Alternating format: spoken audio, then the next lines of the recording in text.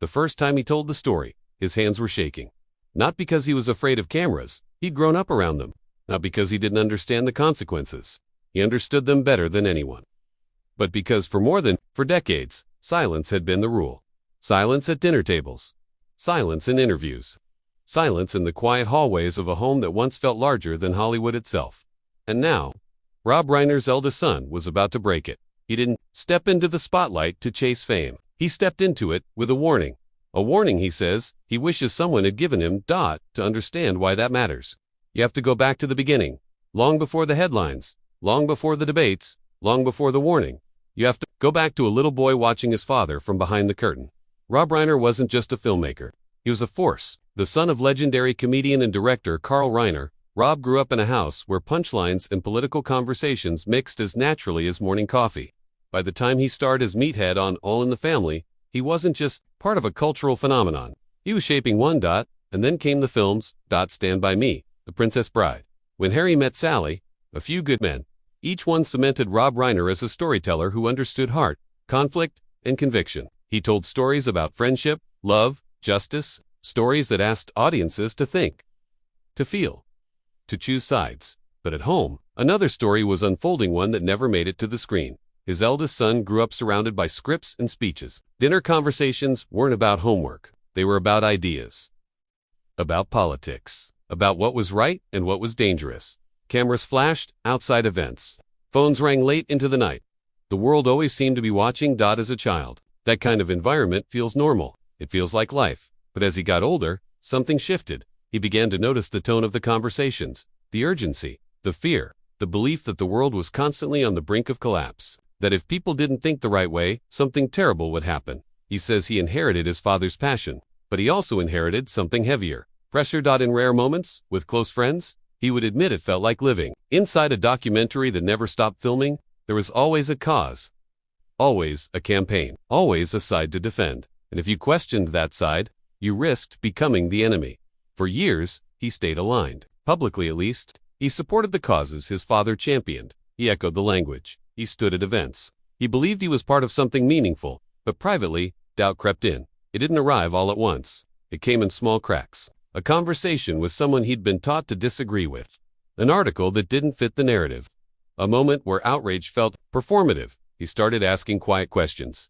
What if the world isn't as simple as good versus evil?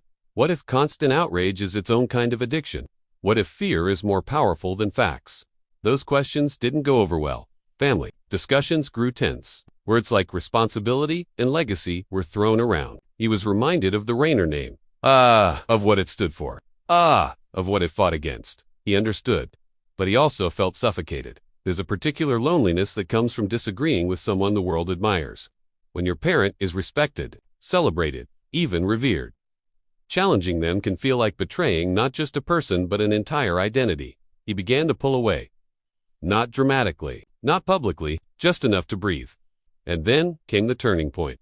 A private argument that, according to someone close to the family, lasted hours. It wasn't about a single issue. It was about worldview. About whether disagreement meant danger. About whether love required ideological loyalty. At some point, he said something that changed everything. Dad, what if we're part of the problem? Silence. Not the comfortable kind. The kind that echoes. For a man who built a career on dialogue, that question landed like a dropped microphone. In the months that followed, distance grew. Not estrangement, but strain. The kind that lingers beneath polite conversations. The kind that makes holidays feel fragile. And then, years later, he decided to speak publicly. Not to attack his father. Not to embarrass him. But to warn people. In a carefully worded statement that surprised even close friends. Rob Reiner's eldest son said he believes America is being torn apart. Not just by politicians or media, but by families who've forgotten how to disagree. He described growing up in a home where conviction was everything, where being on the right side of history felt urgent, necessary. But he also described the cost. Friendships lost, conversations avoided, relatives blocked. A culture where changing your mind is seen as weakness instead of growth. He didn't name his father as a villain. In fact, he called him passionate, intelligent, deeply committed. But he warned that when passion turns into moral certainty, it can silence curiosity, and when curiosity dies, division wins. The reaction was immediate. Some praised him for courage. Others accused him of betrayal. Social media, predictably, chose sides. Headlines framed it as a feud, a rebellion, a Hollywood civil war. But those close to the family say the truth is quieter and more complicated. Reiner, by many accounts, loves his son fiercely. Disagreement hasn't erased that, but it has forced uncomfortable reflection. Because when your own child says the culture of outrage might be harming people, you have to ask yourself, are they wrong? Or are they seeing something you missed? In interviews, since the eldest son, SBenmeasured.com, he doesn't shout, he doesn't mock. He simply asks questions. Why are we so afraid of nuance? Why do we treat political identity like religion? Why is it easier to unfollow someone than to understand them? He says his warning isn't about left or right. It's about the temperature of the room. It's too hot, he reportedly told a friend. Everyone's yelling. No one's listening. Growing up in a family synonymous with storytelling taught him something powerful. Narratives shape reality. The stories we tell about each other, about villains and heroes become it. The lenses through which we see the world. But what happens when those stories leave no room for humanity? He recalls being a child on a film set, watching his father direct actors through emotional scenes. Rob would ask them to find vulnerability, to locate truth beneath anger. That lesson stayed with him. And now, as an adult, he's asking the country to do the same. Find vulnerability beneath outrage. Find truth beneath slogans. It's not a dramatic warning. There are no apocalyptic predictions, no conspiracies, just a quiet, unsettling thought. If families like his educated, engaged, politically work and struggle to talk without dividing, what hope is there for strangers online? The most surprising part of his message isn't criticism. It's empathy. He understands why people cling to certainty. The world feels unstable. Social media amplifies fear. News cycles reward extremes. Outrage gets clicks. Nuance doesn't. But he believes something essential is being lost. Conversation. The kind that happens without cameras, without applause, without hashtag. In private moments, those close to the family, say father and son, are still talking, still debating, still disagreeing, but they're trying. And maybe that's the real story. Not a son turning against his father, not a Hollywood dynasty divided, but a family wrestling with the same questions millions of others are facing around dinner tables. Across the country, can we love someone we fundamentally disagree with? Can we challenge ideas without canceling people? Can we admit we might be wrong?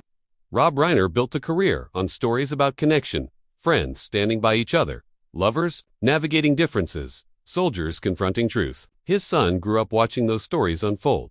Now, he's writing one of his own, a story that doesn't end with applause, or a courtroom victory, or a fairy tale kiss. It ends with a question. What kind of future are we creating if we can't sit in the same room and listen?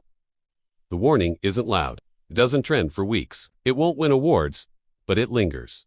Because if someone raised in one of Hollywood's most outspoken households can step back and say, we need to cool down, maybe it's worth paying attention. Maybe the unbelievable part isn't that he broke his silence. Maybe it's that more people haven't. And somewhere, in a house once filled with scripts and speeches, a father and son continue a conversation that mirrors a nation's struggle. Uncomfortable, unfinished, not enemies, just human. Still talking. For now.